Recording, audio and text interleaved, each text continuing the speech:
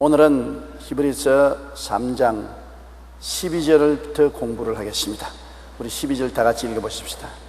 형제들아, 너희는 삼가 혹 너희 중에 누가 믿지 아니하는 악한 마음을 품고 살아계신 하나님께서 떨어질까 조심할 것이요. 예수님께서 나는 포도나무요 너희는 가지라고 하신 것입니다. 포도나무는 뿌리가 땅에 튼튼히 박혀서 수분과 양분을 끊임없이 빨아들이기 때문에 까딱없습니다. 그러나 가지는 뿌리도 없고 줄기도 없습니다. 그냥 포도나무에 붙어서 기생할 따름인 것입니다. 포도나무가 나누어 주는 양분과 습기를 받아서 살지 포도나무에 의지하지 않고는 살 수가 없습니다.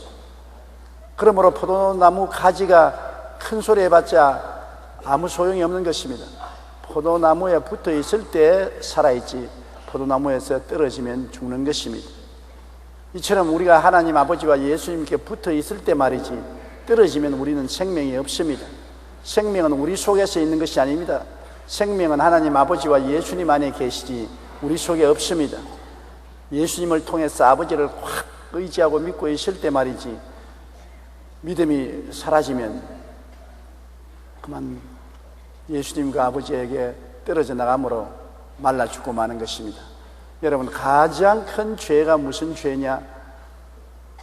믿지 않은 죄가 가장 악한 죄인 것입니다. 악이라는 것은 하나님을 인정하지 않은 죄가 악이요, 인본주의가 악인 것인데, 안 믿는 불신앙은 바로 하나님을 무시하고 자기를 의뢰하는 삶의 태도인 것입니다. 그렇기 때문에 여기에 믿지 아니한 것을 악한 마음이라고 말하는 것입니다.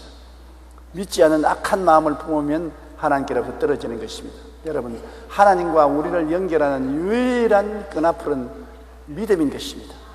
누구든지 저를 믿으면 멸망하지 않고 영생을 얻으리라. 영접하는 자 곧 그 이름을 믿는 자들에게 하나님의 자녀가 되게 하셨습니다. 그러므로 믿음이 얼마나 중요한지 모르는 것입니다. 우리가 믿음을 놓쳐버리면 영원한 생명을 놓쳐버리고 마는 것입니다. 우리 기독교 신앙에서 가장 튼튼한 생명줄이 바로 믿음이라는 것을 알아야 되는 것입니다. 믿지 않은 악한 마음을 품고 살아계신 하나님께서 떨어질까 조심하라. 하나님은 부르심과 택하심에 후회함이 없습니다. 하나님은 만세전에 여러분을 아시고 부르시고 하나님 백성으로 택해 놓으셨습니다. 하나님은 변치 않아요. 변하는 것은 누가 변하냐? 우리가 변하는 것입니다. 우리가 하나님이 부르시고 택하심을 믿고서 의지하고 나가다가 그만 믿음을 놓아버리고 배반하면 하나님 어찌할 수 없죠. 하나님 부르시고 택해 놓았는데 하나님을 배반하고 세상으로 나가버리면 스스로 죽음을 택한 것이고 많은 것입니다. 우리 하나님께서는 언제나 변화하지 않고 우리를 부르시고 택한 그대로 남아 계신 것입니다. 우리가 회개하면 즉시로 용서하시고 성령의 은혜를 주시는 하나님인 것입니다. 그러나 우리가 하나님을 저버리면 하나님도 어찌할 도리 없이 우리를 저버릴 수밖에 없는 것입니다. 아무리 우리가 하나님의 부르심과 택하심을 받았다고 할지라도 하나님을 우리가 믿지 않고 등을 돌리고 배반하면은 우리는 하나님과 관계가 끊어지는 것입니다. 그렇기 때문에 조심해야 돼요. 우리가 나는 절대로 배반하지 않는다 해도, 베드로도 나는 절대로 주님을 배반하지 않겠다고 해도 3번이나 부인했습니다. 우리도 쉽게 세상 죄악에 빠져서 하나님을 부인할 수 있는 자리에 들어가고 말 때가 있는 것입니다. 오늘날 세상에 보면 예수 믿다 말고 다른 종교로 돌아가거나 세상 타락한 사람이 많습니다. 이러한 것을 보게 될 때 우리가 조심해야 되는 것입니다. 우리가 구원받았다고 해서 마음대로 자행자지하면 안 되는 것입니다. 항상 우리 구원을 실천시키고 지켜주시는 성령님을 인정하고 환영하고 모시드리고 의지하고 성령님의 인도를 받아야 되는 것입니다.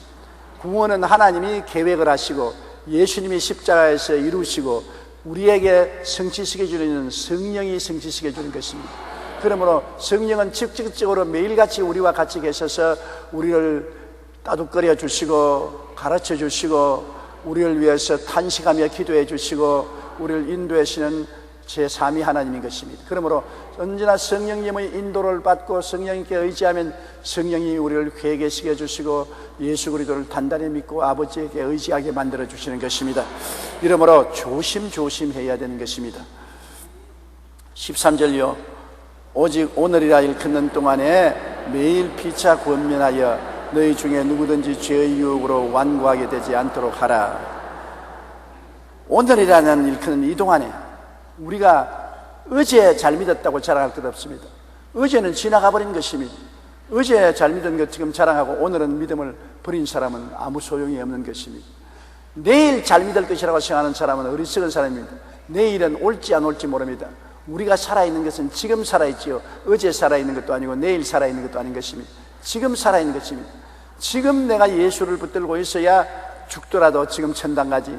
어제 잘 믿고 오늘 못 믿었는데 구원해 주실 것이라는 생각은 꿈 같은 소리인 것입니다. 오늘이라는 이 시간에 내가 예수를 잘 붙들고 있어야 되는데, 여러분, 신앙이란 혼자 믿는 것이 아니라 피차 권면하는 것이 신앙인 것입니다. 앞에서 끌어주고 뒤에서 밀어주는 도움이 필요한 것입니다. 신앙만큼 혼자서 서서 나갈 수 없는 것입니다. 그렇기 때문에 여러분, 우리가 교회라는 공동체가 있어서 함께 와서 찬송 부르고 기도하고 예배보고 서로 권면하고 격려하고, 더구나 구역에 들어가서는 구역장과 구역원들이 함께 모여 예배드리고 기도하고 서로 권면해서 끌어주고 밀어줘야 되는 것입니다. 신앙생활만큼 끌어주고 밀어주는 것이 필요한 적이 없는 것입니다. 한마디 격려와 위로의 말, 충고의 말이 일평생에 얼마나 큰 도움이 되는지 형언할 수 없는 것입니다. 그렇기 때문에 우리가 성령의 인도를 받으면 우리도 권면하고 격려하고 충고하는 일을 해서 서로 도와줘야 되는 것입니다. 가족이 함께 예수 믿으면 서로 격려하고 위로하고 충고할 수 있고, 구역에서 서로 모여서 격려하고 위로하고 충고할 수 있는 것입니다. 하나님의 성령은 직접 말씀도 하시고 사람을 통해서 우리에게 격려하고 위로하고 권고하는 말씀을 해주시는 것입니다. 피차 권면하라. 나만 권면할 것이 아니라 나가 권면도 받고 서로 밀어주고 땡겨주고 도와주는 것입니다.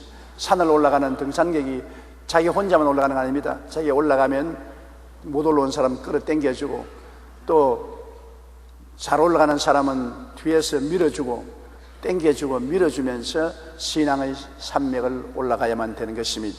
그래서 죄의 유혹으로 완고하게 되지 않도록 하라.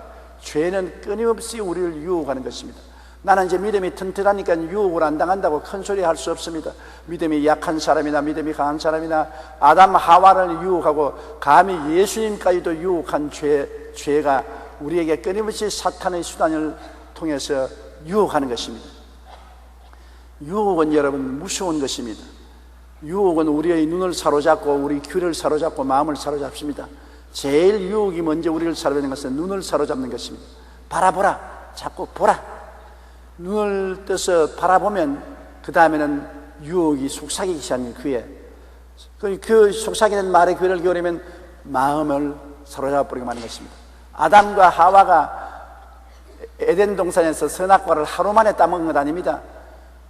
오랜 세월 동안 하와가 왔다 갔다 한 것입니다. 서로 피차 권면만 했으면 괜찮을 것인데, 아담은 뭐하고 하와가 왔다 갔다 해도 말도 한번 안 물어봤습니다. 하와 혼자서 자꾸 왔다 갔다 했거든. 아담이 당신 어디 갔다 왔어? 한마디만 물었어도 그때는 죄가 없기 때문에 거짓말 안 하거든. 나 선악과 밑에 갔다 왔어. 하나님이 가지 말라는데 왜 갔어? 가지 말아야지. 그렇게 권면만 했으면 되었을 것인데, 아담도 무관심하고 하와도 무관심했습니다. 하와는 선악과 나무밑 때 매일같이 혼자서 와서 쳐다보고 또 돌아오고 또 쳐다보고 또 돌아오는데, 돌아와도 아담은 아무 말도 안 합니다. 어디 갔다 왔는지 물어보지도 않았는 것입니다. 하루는 하와가 같이 가자. 선악과 참 구경할 것이 좋다. 같이 가지. 그래서 함께 가서 또 쳐다보고 있는데, 충분히 쳐다보아서 그것이 유혹의 손길이 닿을 수 있을 때 마귀가 말을 하기 시작했습니다. 뱀을 통해서 선악과를 먹으면 눈이 밝아 하나님처럼 된다. 그 말을 한두 번 들은 것이 아닙니다. 계속하면서 들었습니다. 보고 듣고 하와의 마음이 확 달라졌습니다. 선악과를 따먹고 남편에게 주니 아담도 받아먹고 타락한 것입니다. 그러므로 언제나 유혹이란 순식간에 여러분을 넘어뜨리지 않습니다. 눈으로 보고 귀로 듣고 마음이 변화되어 유혹에 사로잡히게 되는 것입니다. 일단 마귀에게 사로잡히면 눈이 어두워져서 아무것도 분별 못합니다. 마귀가 시키는 대로 따라하는 것입니다. 그렇기 때문에 죄의 유혹으로 마음이 완악해지지 않도록 조심해야 되는 것입니다. 내가 일단 유혹을 받으면 다른 사람의 도움이 꼭 필요한 것입니다. 사람은요, 마음이 굉장히 근심스럽고 괴로울 때 친구에 가서 근심과 괴로움을 다 털어놓으면 그 근심과 괴로움이 가벼워지는 것입니다. 어려운 문제를 당했을 때도 이웃하고 서로 털어놓고 이야기하면 도움을 받을 수 있는 것입니다. 더구나 죄의 유혹을 받아서 괴로울 때 정말 다정한 친구에게 마음을 털어놓고 도움을 구하면 굉장한 도움을 받을 수가 있는 것입니다. 근데 혼자서는 벌써 바라봄의 법칙을 통해서 잡히고 마귀의 속삭이는데 귀가 기울어지고 마음이 완고해지면 혼자서 못 나오는 것입니다. 그냥 마귀에게 끌려가는 것입니다. 이러기 때문에 항상 죄의 유혹으로 완고한 마음이 되지 않도록 주의해야 되는 것입니다. 유혹은 항상 있어요. 옛날보다 오늘은 유혹이 훨씬 많습니다. 옛날에는 유혹이 집 밖에 있었는데 이제는 안방에 들어와 있어요. 유혹이 텔레비를 통해서 와 있고 인터넷을 통해서 와 있어서 가정주부들이 집안일하고 시간만 있으면 인터넷 채팅을 하는 것입니다. 탁탁탁 주고받고 생판 모르는 남자에게 주고받고 이야기하고 만나자고 약속을 해서 그만 못 갈 때로 가고 마는 것입니다. 여러분, 이렇게 유혹이 오늘날은 우리 안방에 와 있고 바로 내 앞에 밥상에 와 있기 때문에 굉장히 말씀으로 무장하지 않으면 안 됩니다. 항상 유혹이 우리를 바라보라면 우리는 예수님을 바라보아야 되고, 유혹이 속삭일 때는 성령님의 음성에 귀를 기울여야 되고, 유혹이 마음을 잡으려고 할 때는 예수님이 마음을 잡도록 해야 되는 것입니다. 언제나 우리는 예수님을 바라보라. 믿음의 주여 온전케 하시는 예수님을 바라보라. 끊임없이 기도하고 예수님을 바라보고 예수님의 음성에 귀를 기울이고 예수님으로 마음을 채워놔야 유혹에서 이길 수가 있는 것입니다.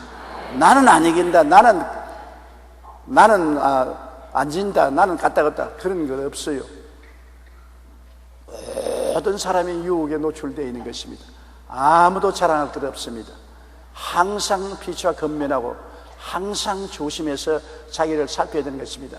목욕은 매일같이 하는 것이 몸을 깨끗하게 하는 좋은 것처럼 매일같이 자기를 살펴보고 회개해야 되는 것입니다. 매일같이 회개해야 돼요. 더러운 귀신이 밖에 나가면 수없이 우리에게 붙어오는 것입니다. 귀신들이 어깨에 들어앉고 등에 엎이고 가슴에 매달리고 진딧물같이 우리에게 붙어오는 것입니다. 우리가 성경을 읽고 회개하고 기도하면 진딧물 같은 귀신들이 떨어져 나가는 것입니다. 뚝뚝 떨어져 나가고 마음이 상쾌해지고 유혹의 손길이 사라지는 것입니다. 그대로 있으면 진딧물같이 귀신들이 나를 그냥 둘러 진치고 가슴에 붙고 등에 붙고 얼굴에 붙고 귀에 속삭이고 완전히 유혹으로 사람을 넘어뜨리게 되는 것입니다. 경성하라 깨어라, 너희 대적마귀가 우는 사자같이 두루다니며 삼킬자를 찾나니 너희는 믿음을 굳게 하여 저를 대적하라. 그렇게 성경은 우리에게 권하고 있는 것입니다. 마귀를 대적하라, 그러면 제가 너를 피하리라고 말씀하는 것입니다. 빌립이 사마리아에 가서 복음을 전가하니 많은 사람에게 붙었던 귀신이 소리치며 나갔습니다. 귀신이 많은 사람에게 붙어 있어요. 눈에 안 보이지만은 귀신은 먼지와 티끌같이 우리에게 붙어 있어서 흑암의 세계로 우리를 끌고 가는 것입니다. 하나님께 관심을 두지 못하게 하고 세속에 관심을 두게 하고 쾌락에 관심을 두게 하고 정욕의 노예가 되도록 자꾸 귀신들이 속삭이는 것입니다. 교회에 와서 예배드리면 귀신이 쫓겨나가는 것입니다. 구역 예배에서 예배드리면 귀신이 쫓겨나가는 것입니다. 내가 말씀 읽고 회개하고 기도하면 귀신이 쫓겨나가는 것입니다. 그렇기 때문에 예수님이 천국 가시기 전에 마지막 남긴 유언 중에 제일 첫째가 너희가 내 이름으로 귀신을 쫓아내라고 말한 것입니다. 그만큼 중요한 것입니다. 꼭 귀신이 붙으면 정신병이나 육체의 병만 되는 것이 아닌 것입니다. 귀신은 도덕적으로 우리를 부패하게 하고 윤리적으로 우리를 잘못되게 하고 인생을 잘못 살게 만들어주는 것입니다. 어느 야구선수가 자기하고 같이 살자고 약속한 한 여인은 그 딸들 셋하고 야구방망이로 때려 죽이고 1억 7천만 원을 빼앗아갔다는 요새 텔레비, 라디오, 신문 보도를 보지요. 야구 선수로 유명한 사람이 야구방망이로 자기하고 친한 여자를 때려 죽이고 그 딸들까지 죽인 그런 부참한 일이었습니다. 그거 인간이 아니라 동물 아닙니까? 사람이 어떻게 그렇게 될 수 있습니까? 그건 귀신이 덮어 씌웠기 때문에 그런 것입니다. 귀신이 덮어 씌웠어요. 그가 정말 하나님께 나와서 부르짖고 외쳤으면 그 귀신이 떠나갔을 것입니다. 그러나 귀신이 돈 탐욕을 가지고서 그 마음을 잡았는데 돈 1억 7천만 원이 무언지 돈을 가지고 그 마음을 탐욕을 잡아서 사람을 그냥 죽인 것이 아니라 자기가 늘 직업적으로 치던 야구 빵망이를 가지고 때려 죽였다. 치가 떨립니다. 사람이 귀신이 덮이면 이렇게 되는 것입니다. 순식간에 눈이 확 뒤집어지고 마는 것입니다. 인면수심, 사람의 얼굴을 가지고 짐승의 마음을 갖게 되는 것입니다. 그러므로 귀신을 쫓아낸다는 것이 얼마나 중요한지 알아야 되는 것입니다. 우리 집안에서도 항상 귀신을 쫓아내는 것입니다. 언제 그 귀신이 남편에게 덮칠지, 아내에게 덮칠지, 자식에게 귀신이 덮어 씌울지 모르는 것입니다. 그러므로 오늘이라는 이 날에 우리가 기도 생활을 늘 하고 귀신을 쫓아내야 되는 것입니다. 그렇기 때문에 가정 예배가 중요한 것은 가족들이 모여서 말씀 읽고 찬송하고 기도하면 귀신이 떨어져 나가기 때문인 것입니다. 가정 예배를 못 드리면 가족 중에 한 사람이라도 시간 내어서 가족들을 위해서 기도하고 하나님께 예배드리고 가정의 분위기를 청정하게 만들어야 되는 것입니다. 귀신을 쫓아내야 돼요. 참 중요합니다. 귀신 쫓아내는 게 얼마나 중요한지 몰라요. 뜨거운 신앙, 올바른 신앙을 유지하기 위해서는 귀신을 쫓아내지 않고 귀신 그대로 내버려 놓고 난 다음에 우리가 신앙생활 한다는 것은 있을 수가 없는 것입니다. 그러므로 교회에 열심히 나와야 된다는 것은 한 주일에 붙은 귀신이 교회에 나오면 다 청소가 되기 때문에 마음이 새로워지고 교회에 나오면 마음이 새로워지고 변화를 받게 되는 것입니다. 14절요. 우리가 시작할 때 확신한 것을 끝까지 견고히 잡으시면 그리스도와 함께 참여한 자가 되리라. 시작할 때 확신한 것, 시작할 때 올바르게 믿어야 되는 것입니다. 시작할 때 잘못 믿으면 안 되지요. 시작할 때 예수님 십자가 중심의 오중보험과 삼중축복으로 확실히 잡아야 되는 것입니다. 예수님의 십자가 고난이 나의 죄를 사하시고 세상과 마귀를 멸하고 거룩하게 하시고 병을 고치시고 저주에서 해방시키시고 사망과 음부에서 건져내신다는 이 신앙, 십자가 중심의 신앙, 보혈신앙, 주님께서는 결국 우리 영혼이 잘됨같이 범사에 잘됨에 강건하고 생명을 얻되 넘치게 얻게 하신다는 이 중심적인 신앙을 처음부터 꽉 잡으면 끝까지 잡고 있어야 되는 것입니다. 왜 오중복음과 삼중축복이 중요하냐면 성경 66권을 우리가 다 외울 수는 없는 것입니다. 또 일반 성도들은 성경 66권을 신학적으로 전부 다 성경 해석학적으로 알지를 못합니다. 성경을 아주 압축하면 성경은 예수 그리스도와 그 십자가에 달린 것이 성경의 전 진리인 것입니다. 예수 그리스도와 그 십자가에 매달린 것은 왜 그렇습니까? 우리 죄를 용서하기 위해서, 우리를 마귀와 새 속에서 건지기 위해서, 우리 병을 고쳐주시기 위해서, 우리를 저주에서 해방시키기 위해서, 우리를 사망과 음부에서 건져내기 위해서 그런 것입니다. 그러므로 오중복음과 삼중축복, 그 결과 우리는 주님 안에서 영혼이 잘됨같이 범사에 잘됨에 강건하고 생명을 얻되 풍성하게 얻는다는 이 압축된 신앙을 꽉 가지고 있으면 우리가 흔들리지 않은 것입니다. 무엇을 말하더라도 우리는 성경 전체를 오중복음과 삼중축복으로 압축할 수가 있는 것입니다.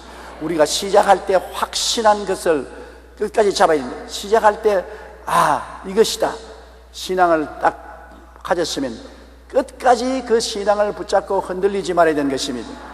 그러면 예수님과 함께 새하늘과 새 땅과 새 예루살렘에 기쁘게 참여하게 되는 것입니다. 처음에 신앙을 잘못 들어가면 중간에 흔들거리다가 나중에 던져버리면 무슨 소용이 있는 것입니까? 사람들 길거리에 만나서 당신 뭘 믿습니까? 예수 믿어요. 예수를 어떻게 믿습니까? 몰라요. 우리 목사님이 알지 나는 모릅니다. 그렇게 되면 형편없는 것이 되는 것입니다. 신앙을 근본적으로 딱 알고 뭘 믿느냐? 예수님 십자가에 매달린 은총을 믿는다. 십자가에 뭐 했냐? 오중복음과 삼중축복이다. 나는 끝까지 이것을 믿고 실천한다. 그러면 우리가 처음 확실한 것을 잡았기 때문에 끝까지 그것을 우리는 바라보고 믿고 긍정적인 태도를 가지고 입술로 시인하면 신앙이 승리할 수가 있는 것입니다. 15절요. 성경에 일렀으되 오늘 너희가 그의 음성을 듣거든 경노하시게 하는 것 같이 너희 마음을 완고하게 하지 말라였으니, 하나님의 음성을 거역하면 한두 번 거역할 때는 몰라도 계속 거역하면 하나님이 경노하게 되는 것입니다. 우리도 그렇지 않습니까? 우리 자녀들을 타일르는데 한 번은 부드럽게 타일러도 안 듣습니다. 좀 엄숙하게 타일러도 안 듣습니다. 나중에는 화를 내고 고함을 치며 타이르게 되고, 그래도 안 들으면 채찍을 들어 때리고 최후 수단까지 쓰는 것입니다. 우리 하나님은 여러분에게 한두 번 부드럽게 말을 하는 것입니다. 제일 처음에는 부드러운 미풍같이 하나님께서 성령으로 우리에게 말하는데, 안 되면 점점 바람이 세어지고 센 바람 같은 말씀으로 하는 것도 안 들으면 나중에는 그것이 폭풍우가 되고 뒤에 엎어버리는 것입니다. 요나가 하나님의 세미한 음성을 듣지 않고 배를 타고 다시스로 도망하니까 나중에 하나님이 그 세미한 음성이 바다에 큰 폭풍우가 되고, 폭풍우가 되어도 회개 안 하니까 물고기 뱃속까지 들어가 버린 것입니다. 왜냐하면 하나님의 음성을 듣지 않으면 그것이 하나님을 화나게 만드는 것입니다. 경노하게 만드는 것입니다. 이스라엘 백성들이 왜 하나님의 선민이면서도 버림을 받았느냐? 하나님을 화나게 했기 때문인 것입니다. 하나님을 화나게 하는 것은 믿지 않은 마음과 순종치 않은 마음이 하나님을 화나게 만들어준 것입니다. 하나님은 화가 나셨는데 우리가 자꾸 도와달라고 해서 무슨 소용이 있겠습니까? 그렇기 때문에 오늘 너희가 그의 음성을 듣거든, 하나님은 우리에게 늘 말씀하셔요. 난 하나님 말씀 못 들었는데요. 여러분, 하나님은 오늘날 성경을 통해서 우리를 만나주시고 우리에게 말씀하시는 것입니다. 옛날에 성경이 완성되지 않을 때는 하나님이 꿈으로, 환상으로, 음성으로 사람들을 대했습니다. 선지자들을 통해서, 세상이나 왕을 통해서 말씀하시면, 이제 성경이 완성되었기 때문에 하나님은 창세기부터 계시록까지 성경을 공부하고 읽을 때 성경을 통해서 우리에게 말씀하시는 것입니다. 제가 옛날에는 기도원에 가서 기도할 때 자꾸 하나님 좀 보게 해 주시옵소서, 예수님 한 번만 딱 보면 좋겠습니다. 주님, 내가 기도할 때 환상 가운데 예수님 나타나시든지, 안 그러면 잘 때 꿈에 예수님 나타나 주시옵소서. 그렇게 부르셔도 잘 안 나타나요. 그냥 환상 중에 나타나라고 눈을 감고 부르시면 눈에 별빛만 왔다 갔다 하지 주님이 안 나타나고, 밤에 잘 때 예수님 혹시 나타날까 싶어서 기도를 잔뜩 하고 자면은 잘못된 꿈만 꾸고 예수님은 안 나타나고, 그래서 하나님께 탄식을 했습니다. 주님, 왜 어떤 사람들은 예수님을 환상도 보고 꿈에도 보고 음성도 들었다는데 나는 안 그렇습니까? 그러니까 하나님께서 말씀하기를 내 마음속에서 조용하게 깨닫게 해주시기를, 어린아이들은 하나님 말씀을 모르기 때문에 환상도 보여주고 꿈도 보여주고 음성도 듣지만은, 자란 사람들은 하나님 말씀이 하나님이기 때문에 말씀을 통해 내 얼굴을 보고 내 음성을 듣고 나와 함께 동행할 수 있는데, 뭘 그보다 낮은 수단인 꿈이나 환상이나 음성을 듣게 할 것이냐?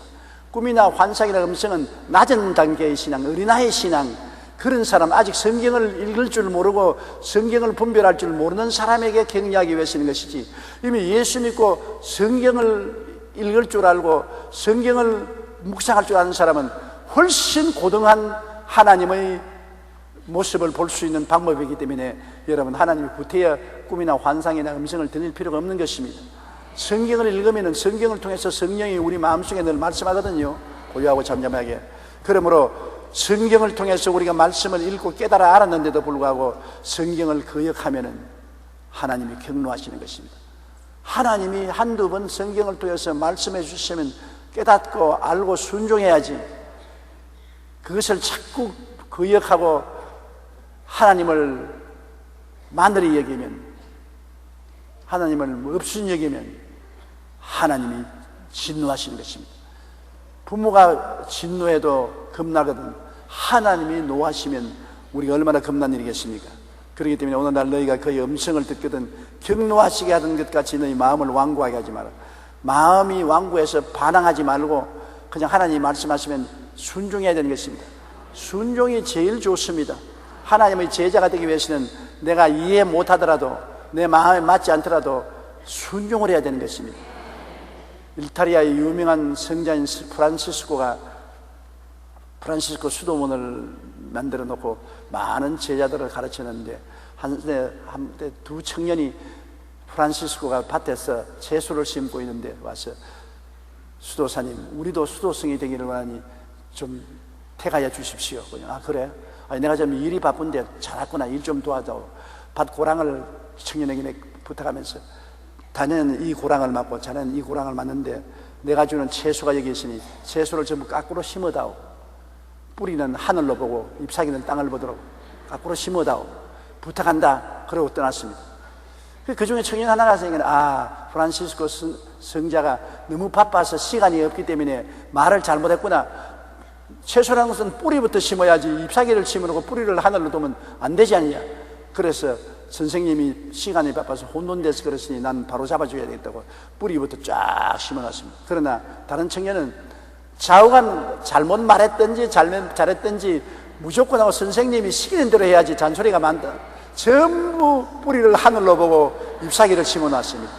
몇 시간 후에 聖프란시스코가 와서 보고 뿌리를 땅으로 심어놓은 청년을 불러서 자네는 참 지혜가 많고 이성적이고 잘 판단한 사람이다. 그러나 내 제자는 못 되겠다. 왜냐하면 내가 잘못 명령했다고 생각할지라도 내 명령에 순종하는 것이 제자가 되는 것이다. 그리고 잎사귀부터 먼저 심은 사람은 네가 인간의 생각으로는 틀렸다고 생각하면서도 선생님이 말을 잘못했다고 생각하면서도 불구하고 선생님이 말했으니까 나중에는 어떻게 될 값에 순종하겠다고 순종했으니 너는 내가 시킨 대로 제자가 될 수 있다. 너는 제자가 되라. 그렇게 말했었습니다. 우리 하나님의 말씀을 인간의 이성으로 판단하면 안 돼요. 내 생각으로 판단하니까 또 요사이 예수를 잘 모르고 성경을 모르는 사람들이 인터넷이나 신문에 11조는 하나님의 뜻이 아니다. 11조는 구약시대에 있었고 신약시대에는 11조가 필요 없다. 11조는 지나간 일이니 11조를 교회에 내지 말아야 된다. 전부 인간의 생각으로 그렇게 말하는 것입니다. 그것은 여러분 결국 그 속에 동기가 뭐냐? 탐욕이 들어와서 돈 내기 싫어서 그런 소리 하는 것입니다. 여러분 탐욕이 없으면 11조가 아니라 15조가 아니라 전체 다 주어도 기쁘지요. 구태여 11조라는 말을 왜 합니까? 우리가 하나님을 사랑하면 하나님께서 우리에게 명령 안 했을지라도 좋은 것을 다 내놓고 싶은 마음이 있지 않겠습니까? 11조는 최소한도 믿음의 씨앗이요 축복받는 종자 씨앗인 것인데 그건 내기 싫어가지고서 11조는 하나님의 뜻이 아니다. 이미 구약시대에 다 지나간 것이다. 이미 이루어진 것이다. 그런 말을 하는 것입니다. 율법시대 이전에 아브라함과 이삭과 야곱도 다 11조 냈었습니다. 예수님도 11조와 인과 신과 믿음은 지키라고 말한 것입니다. 여러분, 그러므로 하나님의 말씀을 인간의 이성이나 욕심을 통해서 잘못 해석하면 안 되는 것입니다. 우리 인간의 이성이나 경험을 통해서 깨달을 수 없어도 무조건 하고 믿는 거예요. 하나님은 전체 전능 무소부지하신 하나님인데 시킨 대로 해야 돼요. 어린아이가 자꾸 사탕을 먹겠다 그러면 사탕을 하루에 많이 먹지 말고 한 개씩만 먹어라. 그리고 경고했는데 애가 부모 말을 안 듣고 사탕을 자꾸 꺼내 먹습니다. 아버지 어머니가 몰라 그랬어요. 이거 얼마나 달고 맛있는데 양양양 왜 이걸 못 먹어라 그러나 내가 이렇게 좋은데 사탕을 많이 먹었어. 나중에는 이빨이 다 썩어서 치과병에 가서 아이고 내 죽네 이빨 뽑는다고. 그러고 난 다음에 어릴 때 사탕 많이 먹어가지고서 몸이 비대해져서 소아 당뇨병이 걸려가지고서 죽네 사내하고 인슐린을 맞아야 되고 나중에 탄식했지 무슨 소용이 있습니까? 애가 하는 말이 내 생각으로는 사탕 먹는 것이 달고 좋아서 먹었는데 왜 이 모양이냐? 내 생각과 너 생각은 다르며 나의 길과 너의 길은 다르다고 하나님 말씀하신 것처럼 어린아이들에게 여러분 어떻게 다 설명합니까? 아직 철이 없고 이성이 한정되고 지성도 한정된 어린아이에게 부모가 생각하는 것을 다 설명할 수 없으니까 명령을 내리는 것입니다. 무조건 하고 순종해라. 나중에 네가 장성하면 알게 될 것이다. 장성하기 전에 부모가 틀렸다고 생각하고 자기 생각으로 판단하고 자기 행위대로 하면 반드시 나중에 낭떠러지에 떨어지고 올무에 걸리게 되는 것입니다. 하나님은 전지하시고 전능하신 하나님인 것입니다. 처음부터 끝까지 알고 계시는 하나님인 것입니다. 하나님이 좋다 하면 좋고 안 좋다 하면 안 좋은 겁니다. 하라면 하는 것이고 하지 말라면 무조건 안 하는 것입니다. 그것이 신앙인 것입니다.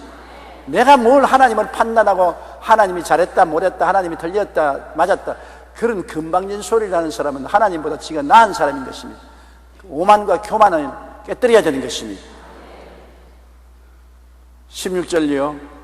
듣고 경노하시게 하던 자가 누구냐? 모세를 따라 애굽에서 나온 모든 사람이 아니냐.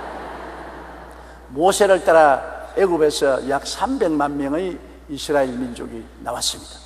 그들이 광야를 지나서 가데스 바네아에까지 왔으나 하나님이 가데스 바네아에 들어가라고 하는데 반항했습니다. 열정당권이 들어갔다 나와가지고서 그 땅은 주민을 삼키는 땅이고 그 성은 높고 그 성에 거하는 사람들은 아낙자손, 네피림 무슨 아낙자손 거인들이 있어 우리 못 들어간다. 우리 전쟁에 지고 처자들은 사로잡힐 것이다. 우리는 그들의 비견이 메뚜기 같더라. 우리는 패배한다. 부정적인 말만 잔뜩 해가지고서 온 이스라엘 백성들이 마음이 물을 쏟았는지 낙심을 했습니다. 그래서 그들은 모두 다 죽는다고 생각하고 좌절하고 절망하고 하나님을 반역하고 애굽으로 돌아가자고 말한 것입니다. 하나님을 경노했습니다. 여태까지 광야를 지나서 모든 기사와 이적을 행하면서 끌어다주는 고맙다는 말을 안 하고 마지막 가데스 바네아에서 장관을 세워 애굽으로 돌아가자고 말하니 하나님의 음성을 거역할 뿐 아니라 하나님을 무시하고 하나님을 멸시한 것입니다.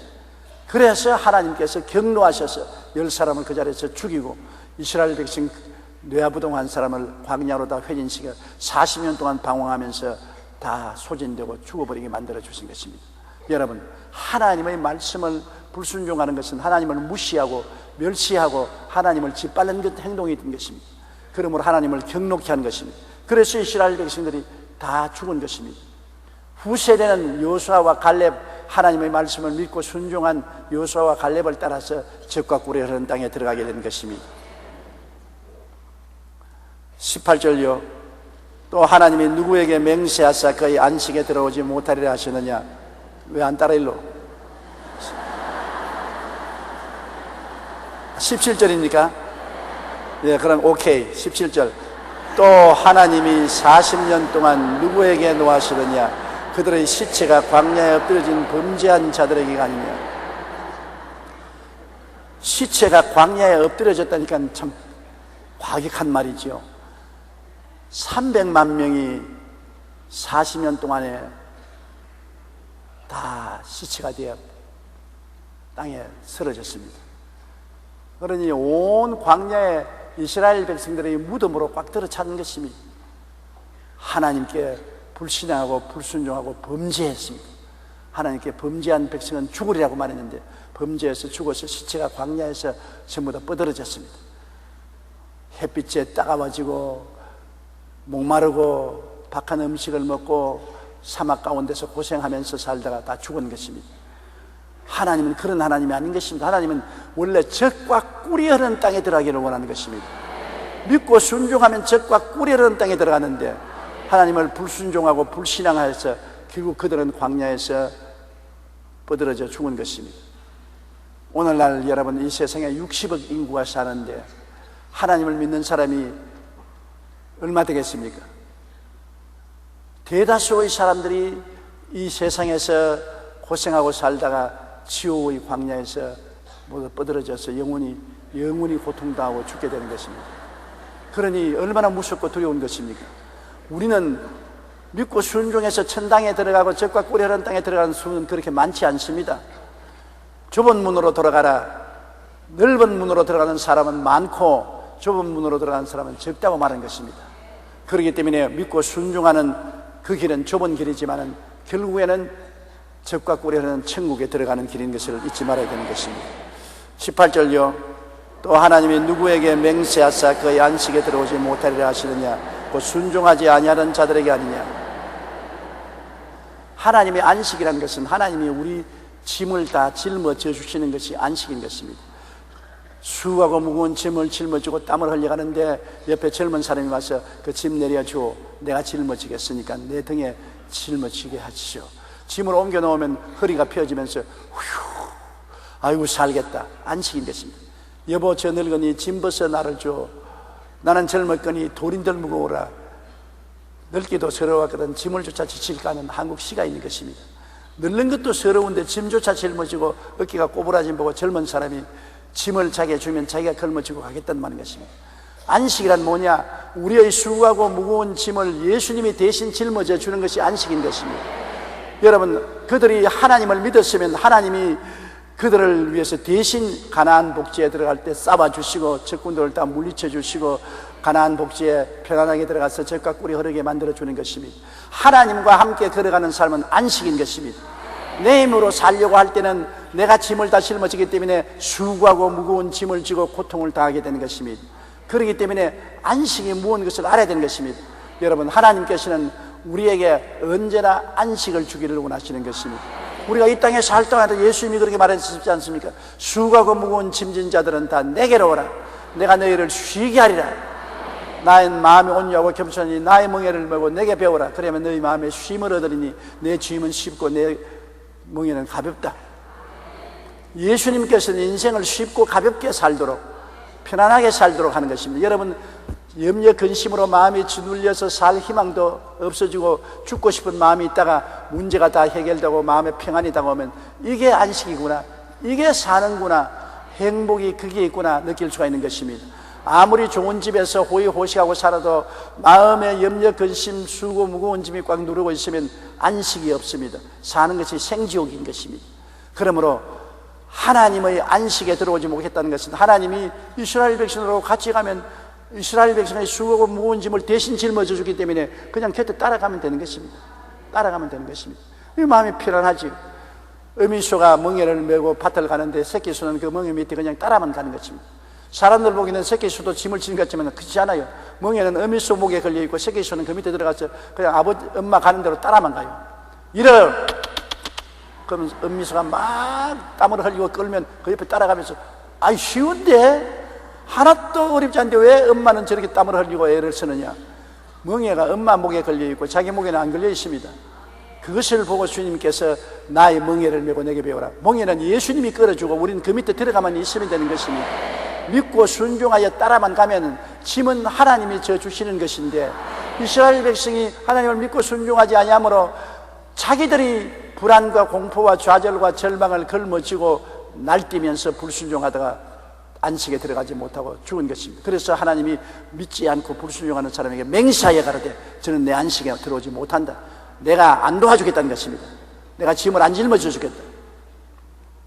여러분의 아들, 딸들 중에 누가 빚을 잔뜩 지고 빚쟁이들에게 죽게 되었습니다. 그런데 여러분은 부자입니다. 빚을 갚을 수가 있는 것입니다. 부모에게 죽을 죄를 지었다고 와서 무릎을 꿇어 사죄하고 살려달라고 하면은 부모님이 그 빚을 대신 갚아주면 해방될 수 있는 것입니다. 자기는 빚을 못 갚더라도 부모님은 부자이기 때문에 빚을 갚아줄 수 있는 능력이 있으므로 부모님이 대신 갚아주면 자기가 마음이 평안해지고 안식이 될 수 있는 것입니다. 그러나 끝까지 부모님을 반대하고 미워하면 끝까지 자기가 그 짐을 지고 감옥에 가든지 자살을 하든지 해야 될 것입니다. 우리는 인생의 수고하고 무거운 짐을 지고 갈 수가 없습니다. 너무나 우리는 약한데 죄짐은 무겁고 세상 짐은 무겁습니다. 자기 힘으로 짐을 지고 가려면 평생 마음에 안식이 없이 불안하고 초조하고 괴로운 것입니다. 여러분, 한국에 점쟁이들이 얼마나 많은지 아니겠습니까? 10만 명이 된다는 거예요. 드러난 숫자만 해도. 목사가 5만 명인데 점쟁이는 10만 명이 되는 것입니다. 왜 점쟁이가 그렇게 많으냐? 일이 잘 되기 때문에, 영업이 잘 되기 때문에. 왜 영업이 잘 되느냐? 모든 사람이 마음에 안식이 없이 마음에 고통스러워 괴로우니까 점쟁이에 찾아가서 점괘나 뽑아보고 내일 좀 좋은 일이 있을까 싶어서 찾아가는 것입니다.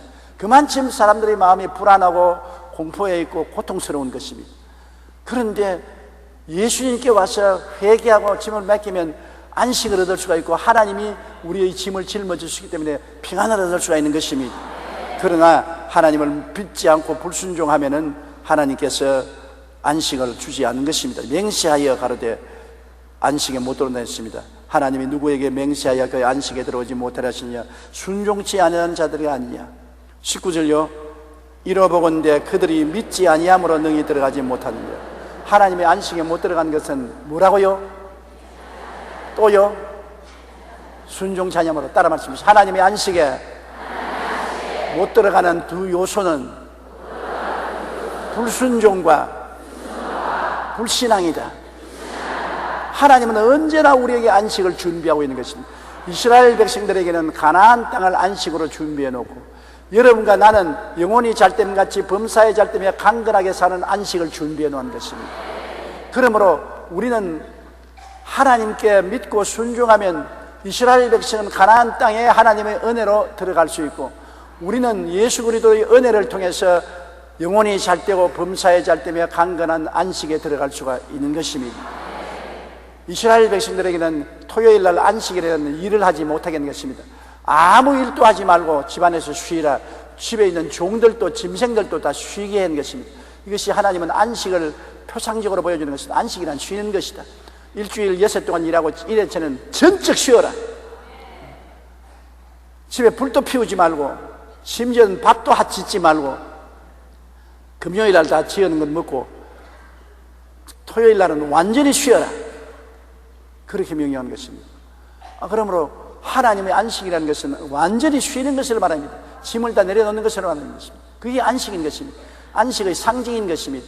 그러면 우리가 예수 믿고는 쉬는 겁니다. 성경은 뭐라고 말합니까? 야훼께서 집을 세우지 않으면 세우는 자의 수고가 헛되며, 야훼께서 성을 지키지 않으면 파수꾼의 경성함이 헛사로다. 아침에 일찍 일어나고 저녁에 늦게 누우며 수고의 떡을 먹으며 헛되도다. 하나님께서는 자기를 사랑하는 자에게 잠을 주시는도다. 잠이란 뭡니까? 편안해야 잠이 오지. 안 편한데 잠 없니까 밤새는 우리 또렷또렷하게 있지. 눈에 핏줄이 서지. 편안한 사람이 잠을 훌훌 잘 자잖아요. 여러분, 하나님이 집을 세우면 다 하나님이 돌봐주기 때문에 편안하게 집을 짓고, 하나님이 성을 지켜주시면 내가 편안하게 성 안에서 살 수 있고, 하나님께서 같이 하시면 아침에 일찍 나고 저녁에 늦게 누우며 수고하지 않아도 하나님이 잘 되게 만들어주시고 편안하게 만들어주는 것입니다.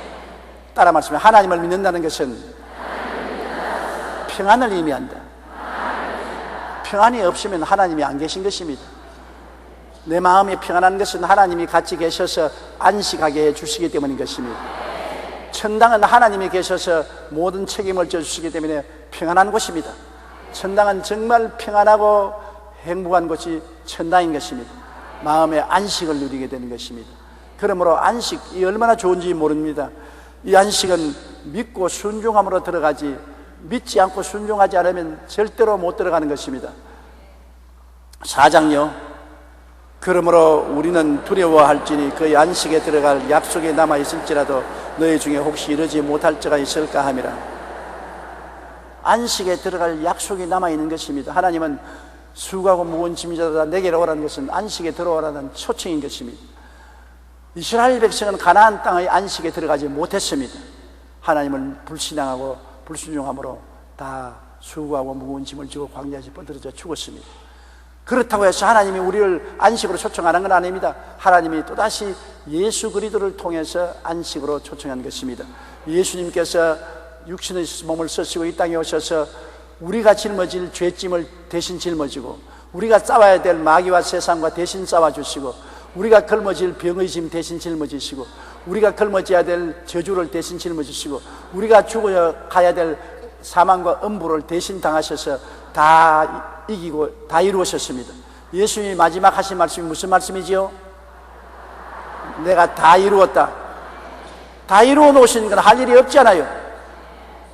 잔치하는데 어머니가 찌짐도 만들고 전도 찢고 뭐 음식 분주하게 늘 분주해서 아침부터 오후 늦게까지 수고를 다 했었습니다. 그런데 나 늦게야 딸내가 설렁설렁 와서 엄마 고생 많이 한다. 뭘 좀 도와줄까? 그럼 소매를 그러니까 야야 집 방 안에 앉아있어. 내가 다 일 다 했다. 도울 것 없어. 아니 뭘 도울 게 있는데 없다니까. 내가 다 했다니까. 엄마가 다 해놓으니까 도울 것이 없습니다.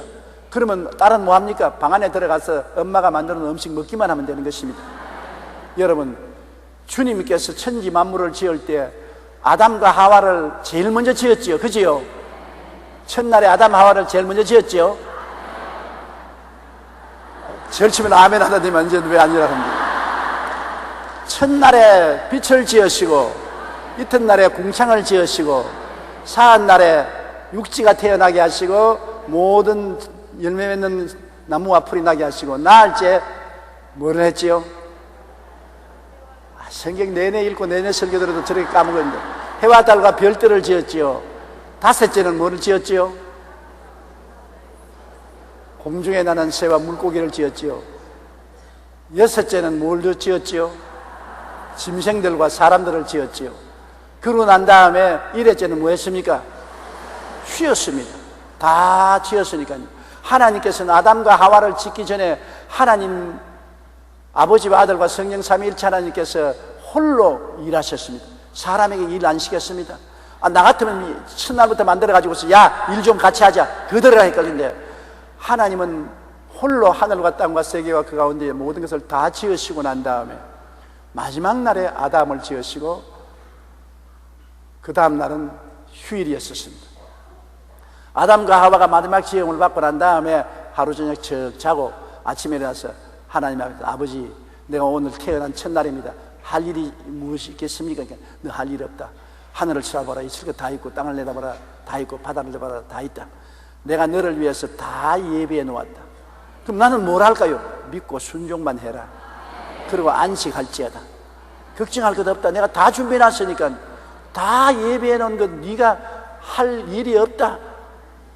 그런데 아담과 하와는 하나님 다 일해 놓은 것을 믿고 순종하지 않냐고 자기들이 하나님처럼 일하려고 일을 저질렀습니다. 선악과를 따먹고 하나님을 반역했습니다. 그래서 이 세상에 무슨 일이 생기느냐?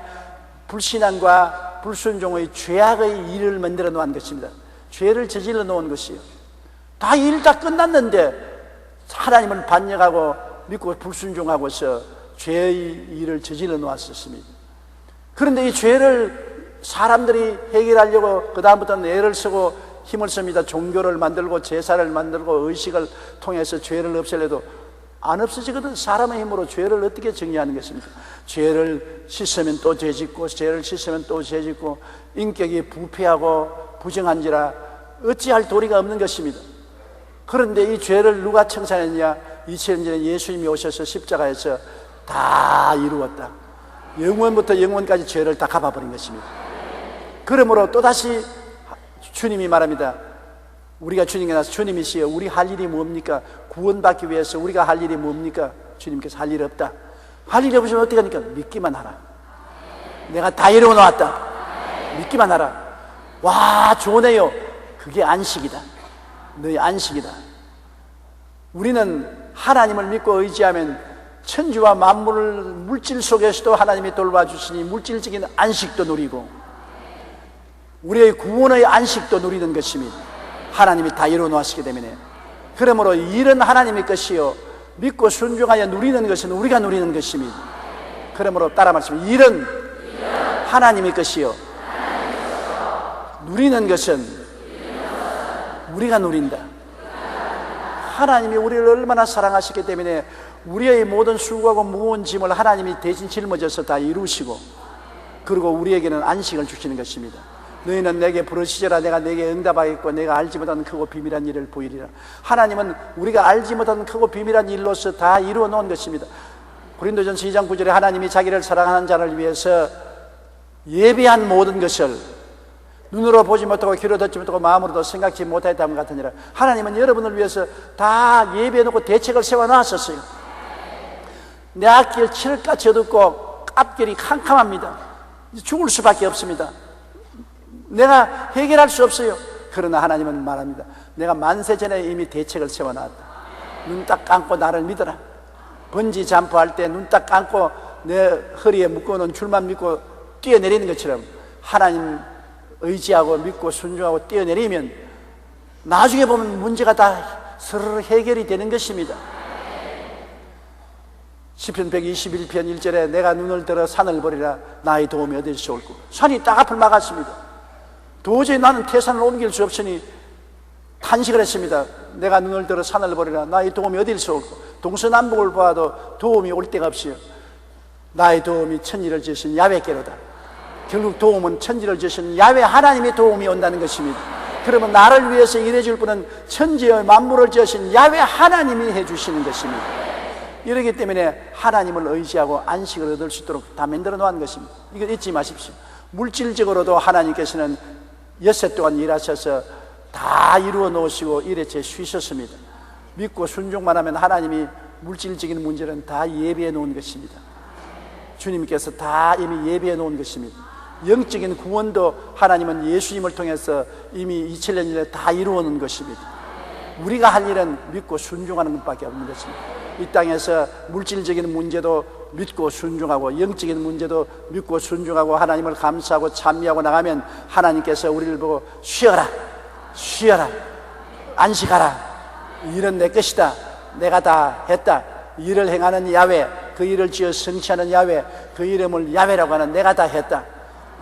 일은 하나님이 행하시고 일은 성취는 하나님이 행하시는 것이 우리 야훼 하나님인 것입니다. 여러분은 개인의 생활 속에 무엇을 먹을까, 무엇을 입을까, 무엇을 마실까, 어떻게 살고, 일을 야훼가 행하시고 야훼가 다 이루시고 우리를 위해서 예비해 놓으시고 믿고 순종하라고만 말하는 것입니다. 이 세상에 가장 우리 예수 믿는 사람이 중요한 것은 하나님 아버지가 우리를 위해서 영육간에 다 예비해 놓고 다 이루어 놓았으니 믿고 순종만 하면 마음의 평화를 누릴 수 있다는 것입니다. 여러분, 과거를 돌아보십시오. 체험했지 않습니까?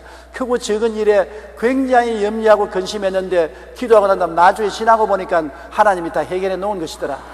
그런 체험 해봤죠? 그런데 왜 다 까먹어버리는 것입니까? 문제가 들어가면 과거에도 하나님이 해결해 놓았는데 또 이번에도 또 하나님이 해결해 놓았다고 믿고 순종하고 감사하고 할렐루야를 하고 기도만 하고 참으면 다 해줄 것인데 불안하고 공포에 떨 필요가 없지 않겠습니까? 그러므로 우리 하나님 넘버원, 하나님보다 더 좋은 분이 어디 있는 것입니까? 할렐루야. 4장 2절 하나만 더 하십시다. 그들과 같이 우리도 복음 전함을 받은 자이나 들은 바 그 말씀이 그들에게 유익하지 못한 것은 듣는 자가 믿음을 결부시키지 아니함이라. 보십시오. 아담과 하와에게도 하나님이 복음을 전했었습니다. 이래저는 안식일이다, 일은 다 내가 했다, 그걸 믿지 않았었습니다. 이스라엘 백성도 여러분, 가나안 땅에 내가 너희를 들어가게 하려니 너희를 대적할 자가 없을 것이다, 복된 소식입니다. 믿음을 화하지 않고 불신앙했었습니다. 오늘날에도 구원을 예수님이 내가 다 이루어 놓았다, 누구든지 저를 믿으면 멸망하지 않고 영생을 얻는다, 모세가 광야에서 뱀을 등같이 인자도 들려야 하리니 누구든지 믿는 자마다 멸망하지 않고 영생을 얻는다, 다 해놨는데 안 믿습니다. 팔자가 안 믿으니까 지옥 팔자지요. 믿으면 천당 들어가는데 아무 한 일 없이 천당 들어갑니다. 여러분이 뭐 잘나서 천당 가는 것입니까? 공부를 잘했습니까? 수양을 잘했습니까? 천당 들어갈 만큼 인물이 예쁩니까? 체격이 날씬합니까? 아무것도 조건이 없는데도 믿기만 하면 주님이 들어갈 자격을 다 이루어 놓으셔서 들어가게 하시니 믿음을 결부하는 것이 얼마나 좋습니까? 아담과 하와도 믿지 아니했고 이스라엘 백성도 불신앙했고 오늘날 또 세계 인류의 대다수가 주님 다 이루어놓은 것을 불신앙함으로 예비한 천국에 못 들어가는 것입니다. 그러나 믿는 자는 이미 들어가는 것입니다. 믿는 자는 이미 저 안식에 들어가는 것입니다. 여러분께서 꼭 잊지 말아야 될 것은 나는 안식을 누리기 위해서 태어난 것을 알아야 되는 것입니다. 따라 말씀하세요. 나는 하나님의 은혜로 안식을 누리기 위해서 태어났다. 안식이란 하나님이 일해 주시고 나는 믿고 쉬는 것이다. 팔자가 늘어졌어요. 할렐루야. 이게 하나님이 우리에게 주신 놀라운 은혜인 것입니다. 이 은혜를 다 일일이 말하려면 끝이 없어. 저도 이 진리를 깨닫고 난 다음 더 좋아서 혼자서 춤을 추고 하나님께 너트로 웃음을 쓰는데 제가 깨달은 바를 다 말할 수가 없어요. 너무나 높고 깊고 진리가 크기 때문에. 우리 예수 믿는 사람이 얼마나 감사한 것은 한 일 없이 예수님을 통해서 아버지께로부터 안식을 얻게 된 것입니다. 이걸 잊지 마시기 바랍니다. 오늘 이 시간에 안식에 안 들어간 사람은 지금 다 들어가십시오. 조바심을 하고 발부둥하고 나의 수단과 방법과 나의 힘과 나의 노력으로 살겠다고 하는 사람들 땀 흘리지 말고 주님께 다 맡기고 안식에 들어가십시오. 주님은 오늘 또 안식에 들어오라고 말하는 것입니다. 수고하고 무거운 짐진 자들은 다 내게로 오라. 내게 맡겨라. 내가 안식을 준다. 쉬게 해 준다. 오늘 안식을 가고 마음의 평안함을 갖고 하나님 감사와 찬양하면서 집에 돌아가는 여러분 되시기를 간절히 바랍니다.